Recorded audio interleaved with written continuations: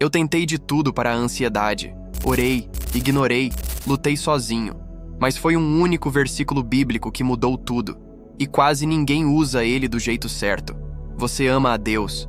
Você acredita nas promessas dele. Mesmo assim, a ansiedade aparece. Eu já estive aí. E por muito tempo achei que isso significava que algo estava errado comigo. Achei que, se minha fé fosse verdadeira, eu não sentiria isso. Não foi um não se preocupe, foi um plano. E hoje, eu quero te mostrar exatamente como ele funciona, passo a passo. Antes de continuar, faça algo simples. Se você já lutou com ansiedade em silêncio, deixe um like agora. Isso ajuda esse vídeo a alcançar outras pessoas que estão passando pela mesma batalha. E se você quer aprender a usar a Bíblia de forma prática para encontrar paz real, se inscreva no canal. Aqui, a fé não é superficial, ela é vivida na vida real. Agora respira fundo, porque o que vem a seguir pode mudar a forma como você enfrenta a ansiedade a partir de hoje. É tarde, o quarto está em silêncio, mas a sua mente não. Você está deitado, olhando para o teto, com o coração batendo um pouco mais rápido e os pensamentos girando em círculos dos quais você não consegue sair. Você já orou, talvez mais de uma vez. Disse as palavras, pediu a Deus ajuda, pediu para Ele tirar isso de você. E mesmo assim, o peso continua ali. A preocupação não foi embora. Eu conheço esse lugar. Por muito tempo, acreditei que se a minha fé fosse forte o suficiente, a ansiedade não faria parte da minha história. Eu pensava que confiar em Deus significava ter a mente calma o tempo todo. Então, quando o medo aparecia mesmo assim, eu não me sentia apenas ansioso. Eu me sentia envergonhado. Como se houvesse algo errado comigo. Como se eu estivesse falhando na fé. Mas tudo começou a mudar na noite em que percebi algo que quase nunca nos dizem. Ansiedade não significa que você não confia em Deus. Significa que você é humano, vivendo em um mundo quebrado. E a Bíblia nunca finge que isso não existe. Existe uma razão pela qual as Escrituras estão cheias de pessoas que amavam profundamente a Deus e ainda assim lutavam com o medo. O problema não é o fato de a ansiedade aparecer. O problema é o que fazemos quando ela aparece. Durante anos, tentei empurrá-la para longe. Tentei silenciá-la. Tentei orar para que ela simplesmente desaparecesse. E quando isso não acontecia, eu me perguntava se Deus estava decepcionado comigo. Talvez você já tenha sentido isso também. Você ama Jesus. Você acredita nas promessas dele. Mas o coração ainda acelera. Os pensamentos ainda disparam. E quando isso acontece, uma pergunta silenciosa surge. Será que estou fazendo algo errado? Será que a minha fé não é suficiente? Pessoas bem-intencionadas, às vezes, pioram as coisas. É só confiar mais em Deus. É só parar de se preocupar. Como se fosse simples assim. Como se você já não tivesse tentado. Como se você já não tivesse orado até ficar sem palavras e mesmo assim continuasse sentindo o mesmo. Aqui está a verdade que eu gostaria que alguém tivesse me contado antes. Sentir ansiedade não te desqualifica da fé. Não significa que Deus está longe de você. Na verdade, a Bíblia mostra exatamente o contrário. Davi, um homem descrito como alguém segundo o coração de Deus, escreveu: "Quando eu estiver com medo, confiarei em ti." Não se eu estiver com medo. Quando? O medo fazia parte da experiência dele, mas não o impedia de se voltar para Deus. Pelo contrário, era o que o levava a fazer isso. Isso é mais importante do que parece, porque quando acreditamos que a ansiedade é sinal de fracasso espiritual, nós escondemos, guardamos, paramos de trazer isso para a luz. E o silêncio é exatamente onde o medo cresce mais forte. Mas Deus nunca nos pediu para fingir que está tudo bem. Ele nos convida a levar nossos pensamentos ansiosos diretamente a Ele. E em uma passagem curta, Ele nos entrega algo poderoso. Não um consolo superficial, não uma frase motivacional, mas uma forma clara e prática de responder quando o medo aparece. Por muito tempo, eu passei direto por esse texto.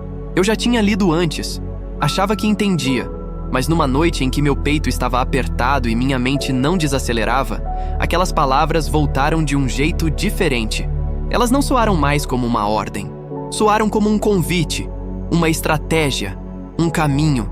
A passagem diz para não andarmos ansiosos por coisa alguma, mas em todas as situações, pela oração e súplica, com ações de graças, apresentarmos nossos pedidos a Deus. E então vem a promessa, uma paz que não faz sentido, uma paz que guarda o coração e a mente. Isso não é sobre ignorar a realidade. Paulo não escreveu essas palavras em um lugar confortável. Ele escreveu da prisão, acorrentado, sem saber o que aconteceria com ele. Se alguém tinha motivos para estar ansioso, era ele. E isso nos ensina algo importante. Esse versículo não fala de nunca sentir medo. Ele fala do que fazer no momento em que o medo surge. Fala de escolher para onde o seu foco vai quando os pensamentos começam a correr. Em toda situação, significa exatamente isso. Nada é pequeno demais. Nada é vergonhoso demais. Nada está fora dos limites. A preocupação que está te mantendo acordado esta noite importa para Deus. Oração é conversa. Súplica é persistência. É voltar de novo e de novo, não porque Deus não ouviu da primeira vez, mas porque você confia que Ele está ouvindo. E a gratidão não é um detalhe. Ela muda o foco. Ela tira sua atenção de tudo o que pode dar errado e te lembra do que Deus já te ajudou a superar.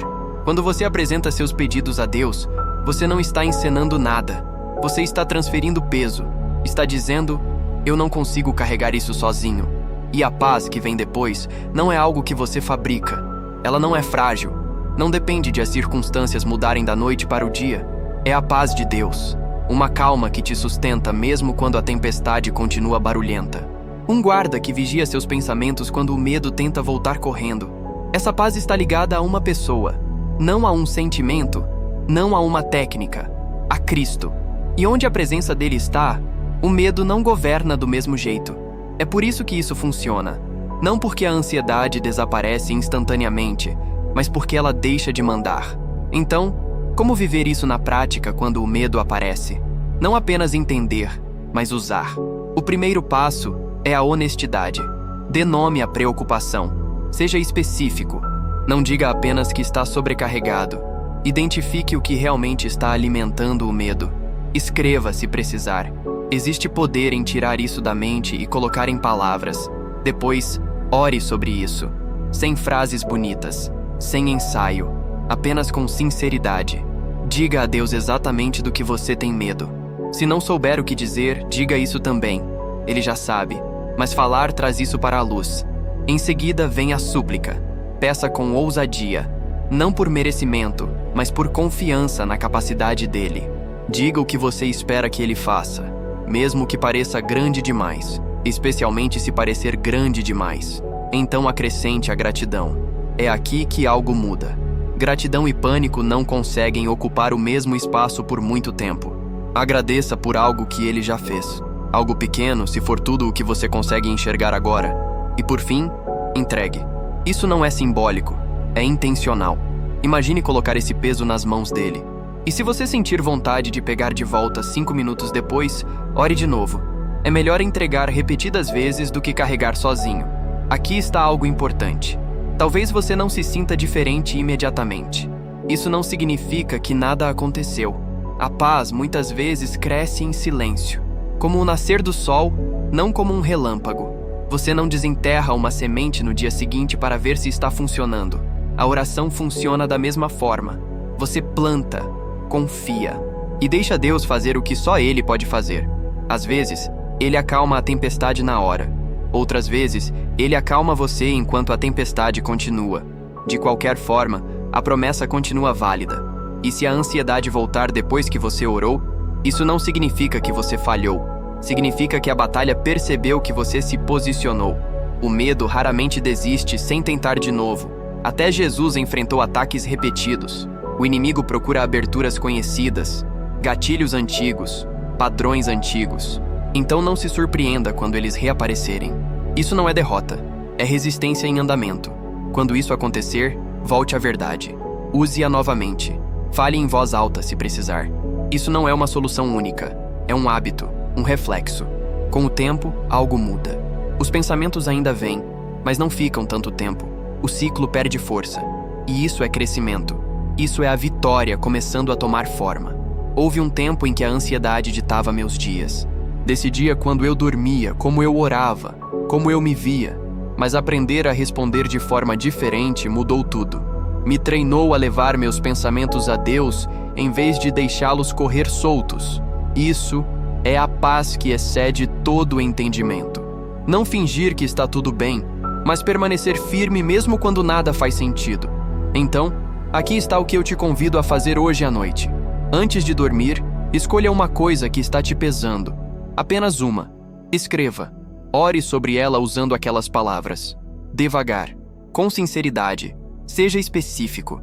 E antes de terminar, agradeça a Deus por uma coisa que Ele já fez hoje.